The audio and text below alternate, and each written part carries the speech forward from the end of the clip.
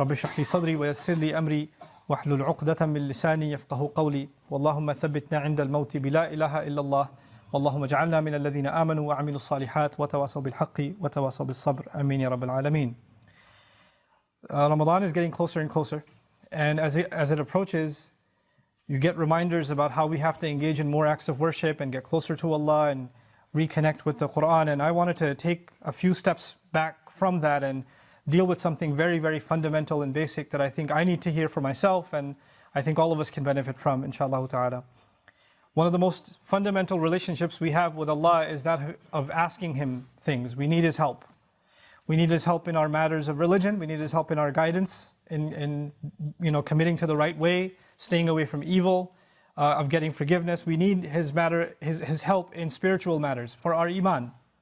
But we need His help for everything else in life too. We need His help for our family matters. We need His help for our health issues. We need His help for our financial issues. Many of you are stuck in impossible situations that nobody else understands. The only one who understands is you and Allah. You even try to explain it to somebody else, they don't get it. They don't understand it. Only Allah can know what it is that you're going through and the trouble that it's causing you. And so all of us are in one state or another in some kind of difficulty. Allah Himself describes the reality of human beings. لَقَدْ خَلَقْنَا الْإِنسَانَ فِي كَبَدٍ. We created the human being in exhaustive labor. Either you're mentally exhausted, emotionally exhausted, materially exhausted, workplace exhaustion, you're physically exhausted, tormented, your health is exhausted, your age is exhausted, your wits, you have a problem, you can't find it, you tried this solution, no solution is working, your creativity is exhausted. We're constantly in a state of kabad. We're stuck in one place or another. This is what preoccupies much of our mind. A lot of the time, you have to force yourself to think positive. Because if you don't force yourself to think positive, and you're just driving around, or you have a few moments to yourself, all your mind runs in your head is all the negative things that are happening. Every problem that needs solving, everything that hasn't been done yet that needs to get done. This is what we are preoccupied with. And of course, part of our relationship with Allah is we want to be able to ask Him to solve our problems, to ask Him for the things that we need, that we want from Him. What I wanted to start with today is actually one of the most important secret ingredients that you and I need to be able to ask Allah successfully whatever we want. And we all have things we want. And those are secrets between us and Allah. But if you're really going to be able to ask in a way that you're truly hopeful that Allah Azza wa Jal will respond to what you're asking for, there are some things that have to be in place. And one of the most important things that the Quran keeps highlighting that has to be in place is that you and I have to ask Allah to forgive us first. You have to ask Him to forgive us first. Before you ask Him anything else that you want or I want, we need to be able to genuinely ask Allah to forgive us. And I'm saying today, people ask, which dua can I make for forgiveness? Or what are the best words I can say for this dua? Or people have duas for separate occasions. So when a woman is expecting, she'll email me or she'll come up to me and say, look, I'm going to have a baby, which dua can I make right now? Or somebody will say, I'm going for a job interview, which dua can I make right now? Right? It was always this, give me the special dua for the special occasion. Let me tell you, those words are important because they're sacred and they're revealed. But the dua for all occasions is actually seeking Allah's forgiveness. The dua to open up all of your problems, get rid of all of your problems, the one dua that takes care of everything is genuinely seeking Allah's forgiveness. Nuh alayhi salam invites his people, for over 9 centuries. He's doing constant da'wah to them. And at the end of that career, he looks back and he summarizes the message that he was trying to give them. Of course, he didn't have one speech with them. He didn't talk to them once or twice. Laylan wa nahara, da'awtu qawmi laylan wa nahara. Night and day. He didn't even take nights off. He's constantly inviting them. And in a surah dedicated to his name, Surah Nuh, the surah of Nuh alayhi salam, he himself summarizes the entire message he was giving his people this whole time. What is it that I want from you? إِنِّي كُلَّمَا دَعَوْتُهُمْ لِتَغْفِرَ لَهُمْ. Every time I was inviting them, I was only inviting them, calling them to this faith, so you could forgive them, Ya Rab. So you could forgive them. And then literally he says, here's how I invited them. This is what I exactly said to them over and over and over again. قُلْت, I said, استغفروا ربكم. Seek forgiveness of your master. إِنَّهُ كَانَ غَفَّارًا. I'll come back to this part later. إِنَّهُ كَانَ غَفَّارًا. Certainly Allah is someone who keeps on forgiving and keeps on forgiving and keeps on forgiving. And He does it repeatedly. But what He says after that is so remarkable. He said, you people, and I need you to understand who he's talking to. He's talking to one of the worst nations in history. Nuh alayhi salam is described as one of the worst nations of all the nations. Places like Surah Al-Qamar, where Allah describes different nations, or even Surah Al-Dhariyat, Allah describes different nations of the past that rebelled against Allah, that rebelled against the prophets and were destroyed. When he gets to Nuh alayhi salam's nation, what does he say? وَقَوْمَ نُوحٍ مِّن قَبْلِ إِنَّهُمْ كَانُوا هُمْ أَظْلَمَ وَأَطْغَى. The nation of Nuh from much before, they certainly were more wrongdoing and more rebellious than everyone else.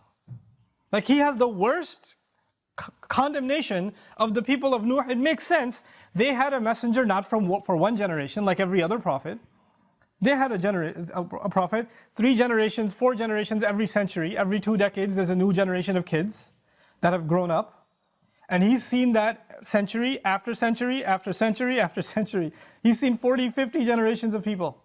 And they've all rejected him. And he's making the same invitation to all of them. So the reason I brought this up is for a purpose. He's talking to very, very bad people. He's talking to the worst of the worst. What offer does he make to them? He says, "Istaghfiru rabbakum." Seek forgiveness of your master. Innahu kana ghaffara. He keeps on forgiving over and over and over again. You guys have been messing up over and over again. Allah keeps forgiving over and over again. But his offer doesn't stop there. He says, يُرْسِلِ السَّمَاءَ عَلَيْكُمْ مِدْرَارًا. Yursili. It's actually Jawab al-Amr here. What that means is, if you seek His forgiveness, then Allah will open up the sky for you and it'll start pouring on you. Now that could be a reference to rain. That could be a reference to rain. And ironically, it's not a reference that you will get flooded. They did get flooded, right? They did get flooded, but Allah is talking about a different kind of rain now. If you seek forgiveness, that same rain that destroyed them will be the rain that brings them life. They didn't pray for rain. They didn't ask for rain. And Allah just asked them to make dua to be forgiven. But if you asked dua to be forgiven, the sky will open up and start pouring. Now Allah did not say water will pour. Allah did not say water will pour. He said the sky will pour, because the sky has a lot more than water. The sky has forgiveness that comes from the sky. The sky has peace, tranquility, faith, your provision, the solution to your problems. They come from the sky. He will open the floodgates, and everything held from the treasures of Allah that you haven't been getting because you haven't been seeking forgiveness is going to open up. Just ask for forgiveness. You're asking to solve problem A, problem B, problem C. There are problems you don't even know you have. Allah knows that you have them. If you and I just became genuine people of seeking forgiveness, then those problems would start getting solved by divine intervention. يُرْسِلِ السَّمَاءَ عَلَيْكُمْ مِدْرَارًا. And that's not even enough. You're asking forgiveness for who? Yourself. إِسْتَغْفِرُوا رَبَّكُمْ is seek forgiveness for yourself. He says, وَيُمْدِدْكُمْ بِأَمْوَالٍ وَبَنِينَ. And He will extend you by giving you money and giving you children. He will further your good legacy with money and kids. It's not even money that will lead you away from Allah, because it's in the context of you seeking forgiveness. He'll give you good money that will lead to you doing more good and benefit you in this worldly sense and in the akhirah sense. And He'll give you good children that will give you goodness while they're alive. They will respect you, show you love, obey you, make you proud. They will give you happiness when they're alive. And even when you're gone, they'll continue to do good deeds that become a continuous investment for you after you're in your grave. Allah will give you all of these things. By the way, this is the same 2 words. Money and children. Later on, وَإِنَّهُمْ عَصَوْنِي وَاتَّبَعُوا مَنْ لَمْ يَزِدْهُ مَالُهُ وَوَلَدُهُ إِلَّا خَسَارًا. They disobeyed me, and they only followed the people whose money and his kids do nothing but cause them more loss. Money and kids are a means of loss. But when money and kids come from Allah, after you seek forgiveness, they become gain. See, it's the same money and kids. It's the same money and kids. The only difference is, now they have the blessing of Allah's forgiveness on top of them. It's like they were contaminated until Allah purified them with His forgiveness. Istaghfiru rabbakum. And look, seek Allah's forgiveness. What doesn't open up? The sky opens up in ways you can't imagine. Guidance opens up for you. Understanding opens up to you. Your personal internal problems start going away. You know, anger, for example. Anger is a very hard thing to get rid of. Some people live a miserable life because they can't get rid of their anger. Something is eating inside of them and they're just not able to fight it. So much so that they recognize, I cannot get rid of my anger. And I bet Allah will not forgive me because I'm such an angry person. I'm not able to forgive. Sahaba were really angry at the battle of, at the occasion of Hudaybiyah. What did Allah say about the removal of anger? He said, أَنزَلَ السَّكِينَةَ فِي قُلُوبِ الْمُؤْمِنِينَ. He sent peace, calm, tranquility down from the sky into the hearts of the believers. Calmness doesn't come from you. It doesn't come from you and me. We can't calm ourselves down. Musa's mother was dying of nervousness, of fear when she was putting her baby in the water. And Allah says, لَوْلَا أَرَّبَطْنَا عَلَىٰ قَلْبِهَا. Had we not tied her heart and kept her strong. Allah made her heart strong. She's not capable of that herself. She's too scarred for that. She's too traumatized for that. Allah, there is such a thing as divine intervention that will help you heal. There are sins that you have, tendencies that you have. Some people are very tempted by fahsha. Some people are very tempted by their anger. They can't control their anger. Some people are overrun with greed, constantly thinking about money. They can't even help themselves. The solution to these problems comes from Allah. This is how the sky opens up. The sky opens up for things that are deep inside you, and it comes and it solves that problem inside you. It cleanses you, just like the water cleanses the earth. So يُمْدِدْكُمْ بِأَمْوَالٍ وَبَنِينَ. But that's not enough. He says, وَيَجْعَلْ لَكُمْ جَنَّاتٍ وَيَجْعَلْ لَكُمْ أَنْهَارًا. He'll put in place for you gardens. He'll make rivers flow for you. This is Allah's way of saying, what will I not give you if you just ask for forgiveness? You and I think when we ask for forgiveness, the only thing we're getting is forgiveness. Allah is telling us, when you ask for forgiveness, there is nothing I don't give you. It's almost like you can ask for other things, or you could just ask for forgiveness and everything's covered. Everything's included. What's left? Money, children, the sky's opened up for all of your problems, gardens, rivers, all of it's ready to go. And by the way, seeking forgiveness, we're learning now, you would think, normally a person would think, when they're asking Allah's forgiveness, then, it's going to help them in their akhirah. It's going to help them in their afterlife. These ayat are telling us, no, Allah is not only going to help you in your akhirah, He's going to help you where? In this dunya. Think about Hajj.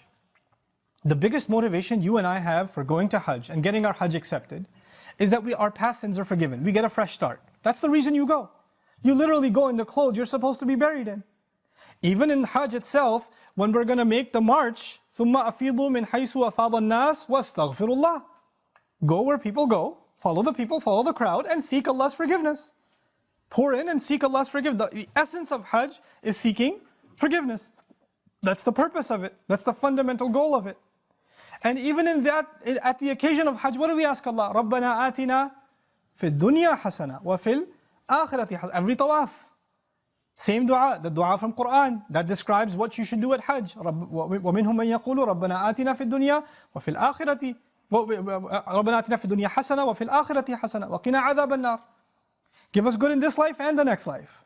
In other words, give us the kind of good in this life that guarantees the good of the next life. There is such a thing. And you can get all of it when you and I are genuinely seeking forgiveness. Now, I've taken this much portion of the khutbah just to highlight the benefit, the purpose of you and I seeking forgiveness. But we still haven't gotten to how do you do it? Like, what do you do when you seek forgiveness? There's the artificial kind of seeking forgiveness, astaghfirullah, astaghfirullah, astaghfirullah, astaghfirullah, astaghfirullah, which for some people is so artificial, like Ali radiallahu anhu saw somebody doing it and said to him, your istighfar needs istighfar. Right? So, because it's just rolling off your tongue. I want to tell you there are some things that keep you and me from seeking Allah's forgiveness. It has to do with expectation. Some people deep in their mind have internalized that I have done way too much messed up stuff. Allah probably doesn't like me very much. Some people even go as far as to say, I've heard them say, Allah hates me. Allah hates me. Allah doesn't like me. Allah is angry with me. I've done a lot of bad things. Allah told me, I knew Allah doesn't want me to do this, and I did it anyway, and I did it over and over and over again. So I'm basically off of Allah's good books. My prayers don't mean it. And when people internalize that, you know what they do? I'm a bad person. Could you make dua for me? Because I'm disqualified already. So you need to make dua for me. Because I'm hoping at least Allah will listen to you. Maybe I have a chance. Because there's no way He's going to listen to me. You seem to have a much better connection with Allah than I do. Let me take you back, short reminder. Who was the offer made to by Nuh alayhi salam? Did Nuh alayhi salam make this offer to people that spend their entire night in the masjid and go to Hajj every year and fast and do? Nuh alayhi salam was making this offer to one of the most rebellious nations on earth. Continuously rebellious. And he said, if you can just come ask forgiveness, not only will Allah give you forgiveness, He'll open up the world for you. In other words, you don't get to write yourself off. You don't get to say about yourself, I'm too far gone. Seeking forgiveness is not for you, maybe for somebody else, but I'm a lost case. I'm a terminal case. I'm beyond hope. I'm already done for. If anything, my mom will make dua for me, or this one will make dua for me. And this is where shaitan comes. Shaitan uses that. When shaitan, he takes advantage of the hopelessness of people, and that's one of the doors to shirk. You know that? One of the doors to shirk. Why? Because then religions come, false religions come that say, you're too messed up, let Jesus forgive you. You be good to Jesus, He'll take care of God for you. You know, He'll be in between. Or somebody will else come, they'll place somebody else in between. Somebody said, this saint, go to his grave. Go ask him, be good to him, put some chocolate in front of his grave, and he'll ask Allah to take care of your problems. Because you're too messed up. You can't deal with Allah, He's too angry with you. He, however, was in Allah's good book, so you go through him. This is how shirk opens up. In other words, the essence of our direct connection with Allah, which is what Iman is, which is what Tawheed is, which is what La ilaha illallah is. The essence of it is you get to ask Allah directly for what you need. And I'm telling you, I'm reminding myself, the thing we need the most, because it will take care of all of our needs, is seeking forgiveness. Now, there's a seeking of forgiveness by the tongue, and there's a seeking of forgiveness by the heart. Human beings tend to be defensive. If I criticize you for something, hey, I saw you said that. Why did you say that? I didn't mean it like that. You don't understand what I was going through. Excuse me. You don't even understand the whole story. Hey, I noticed that you did this. You get defensive immediately. بَلِ الْإِنسَانُ عَلَى نَفْسِهِ بَصِيرَةٌ وَلَوْ أَلْقَى مَعَاذِيرَهُ. Human beings have good view of themselves, but they make lots of excuses. They keep throwing excuses. If you're going to seek Allah's forgiveness, you have to find a time. And it doesn't matter if you don't know Arabic, and you only know Punjabi, and you only know Bangla, or Bahasa, or English, or Urdu, it doesn't matter. You speak to Allah, and you genuinely admit to Him what you've done wrong, and don't make excuses. It's really hard to do that. Because even when you stand in the mirror, you lie to yourself. You tell yourself, I'm not that bad. I have reasons for what I did. I have justification. I've been through a lot. But when you're going to come in front of Allah, you have to forget about justifying, because all of your justifications, He knows them already. He knows what you were going through. He knew it was a tough time. He knew that this was overwhelming you, that was overwhelming you. I was under a lot of stress, Ya Rab, that's why I drank. Don't give Him the reasons. He knows your reasons better than you do. You need to come to Him openly, without any filters, without any hesitation, with no guard, with no shame. Like you're embarrassed to even admit this to anyone, but until you completely, openly admit to Allah how messed up you've been and how you've messed up, completely openly. And as you do it, let me tell you, as you start verbalizing those things, I would be hard pressed to think tears are not going to roll down your eyes. It's impossible for a human being to open up so vulnerable before Allah, before anyone, and especially Allah, to open up so much and then not believe, not have tears roll down their eyes, because it's a moment of weakness. To the world, you have to show yourself as strong and confident and you're just fine. Everybody sees you and thinks everything's okay. But the only one who gets to know nothing is okay, there's a lot of problems, is Allah. And you have to open up to Him completely, and then you're going to be in a position to ask for forgiveness. Then you get to beg in sajda. Then it turns into something else. Then it's not just astaghfirullah, astaghfirullah, astaghfirullah. It's a real conversation with Allah. It's a real confession with Allah Azza wa Jal. That's a powerful, powerful thing. Try it for yourself. You have to find time alone to yourself. You have to make sure nobody else is listening. You can't even do it in the middle of the night. You get up from the bed, the wife is still in bed, you sit on the side of the bed, Ya Allah, forgive me, and she's listening. You can't do that. Be in the car by yourself. Doesn't matter. Be somewhere alone. This is just your time with Allah. Your alone time with Allah. And verbalize it. Hear yourself say it. There's one thing to just whisper it. And if you're just going to memorize a bunch of du'as in Arabic and you don't even know what they mean, and just recite them, If you're going to keep doing that, and those du'as are beautiful, they're powerful, but if your heart isn't speaking them, your tongue is speaking them, then you're not seeking istighfar yet. May Allah reward you for the dhikr that you're doing, for every harf that you're reciting, but that's not istighfar. Istighfar is something else. And when these tears come down, when this starts opening up, then the sky opens up. That's when that opens up. There's a connection between those two things. The last thing I want to share with you, just having hope with Allah. And for some people, it's very hard to accept that Allah will actually listen. They've been going through a problem for a long time, and they start assuming Allah is not listening, Allah doesn't care. What's the point of making dua anyway? The first thing is, the greatest gift you will ever get from Allah. You know what it is? It's forgiveness. That's the greatest gift you'll ever get, whether you realize its price or not. Everything else that Allah says He will give you is an added benefit. Everything else. Now, let me give you an example. I have kids. Let's say one of my kids made me very upset. He did something wrong. I got very angry. You should not have done that. You should not have spoken like that. I can't believe you did that. And I scold him. Now that I scold him, he goes home, he goes back, and he was drawing something for me. He was making me a card, Abba, I love you. And here's a house I drew, or something. He drew something beautiful for me. And when he drew it for me, who's he supposed to give it to? He's supposed to give it to me. But he crumpled it up and threw it in the garbage. And before he threw it in the garbage, his other brother asked him, hey, why didn't you give it to Abba? Why did you throw it away? Abba's so angry at me, he doesn't care about that. He doesn't really care. He doesn't love me anymore. If I knew that he felt that way, what would I do? Yeah, that's right, you better throw it away. No, I'd be in tears. How did you think I don't love you anymore? Yeah, you messed up. Yeah, you did something bad. But you're my baby. You can mess up 1,000,000 times, I'll still love you. Even if I'm angry, I still love you. Give me that paper. Why wouldn't I? I'll frame that paper. Forget putting it on the fridge. I'll put it behind the glass. I'll take it out of the garbage. I'll cherish it forever. Why? Because I love my child despite their mistakes. Even when they make me upset. That's just me and my child. I'm not talking about me and my child. I'm talking about me and Allah. I mess up with Allah. I make mistakes. Allah doesn't even scold me. He didn't strike lightning from the sky.